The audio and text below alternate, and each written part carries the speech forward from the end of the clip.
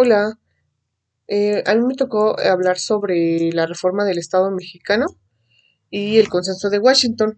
¿Qué fue el consenso de Washington? El consenso de Washington fundó un modelo económico para la reactivación y promoción del crecimiento económico en América Latina, fundado en 1989 por el economista John Williamson.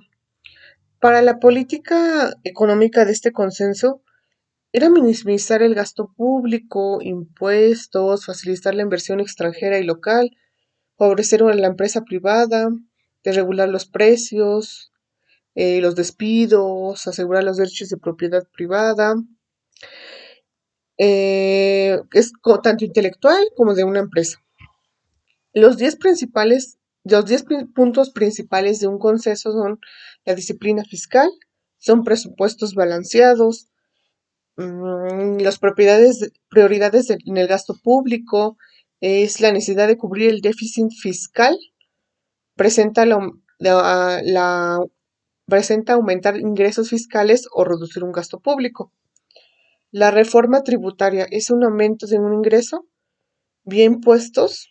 Se considera una alternativa a la reducción de un gasto público. El siguiente es tasas de interés. Las tasas de interés reales son positivas. Por un lado fomentan una cultura de ahorro, pero por otro lado desalenta fuga de capitales. El tipo de cambio. Se considera promover crecimiento en las exportaciones a la tasa máxima que el potencial del lado de la oferta del país lo permita. Al mismo tiempo se mantiene un nivel sustentable. El siguiente es política comercial. Ahí hablamos, por ejemplo, de comercio internacional y los tratados de libre comercio. La liberalización de importaciones, es por eso que México hoy tiene, por ejemplo, ya varios tratados de libre comercio, principalmente con Estados Unidos, que igual, de cierta forma, esto les funcionó, igual les agilizó para cuando quieren hacer una exportación o una importación. Constituye un elemento esencial en la política económica orientada hacia el sector externo, orientación hacia afuera. La inversión extranjera directa es liberación de flujos financieros externos, no es de alta prioridad.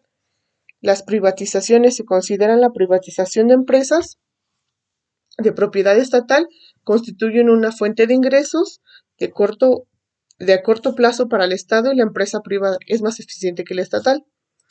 Se consideró de manera de fomentar la competencia en América Latina. Esa es la desregularización, en donde se encontraban las economías más reguladas del mundo. Pues, ¿cuál era el objetivo en sí de este consenso? Para la política económica del consenso era minimizar el gasto público y los impuestos y facilitar la inversión extranjera y local, favorecer a la empresa privada, de regular los precios y los despidos, asegurar los derechos de propiedad privada, intelectual y de una empresa. La siguiente pregunta es, ¿cuál es la relación de este consenso con la reforma del Estado mexicano que se vivió a finales de la década de los 70 y 80 del siglo XX? Proceso de reforma del Estado en México inicia algunas décadas debido a la necesidad de impulsar reformas económicas, lo cual modificó las relaciones entre el Estado y la sociedad.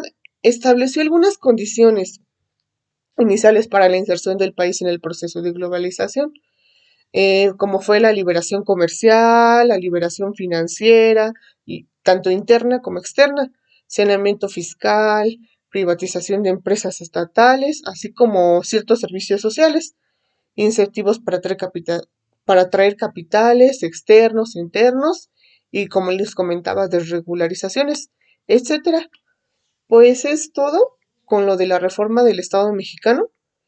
Son 4 preguntitas muy simples, pero pues igual muy explícitas. Pues es todo. Gracias.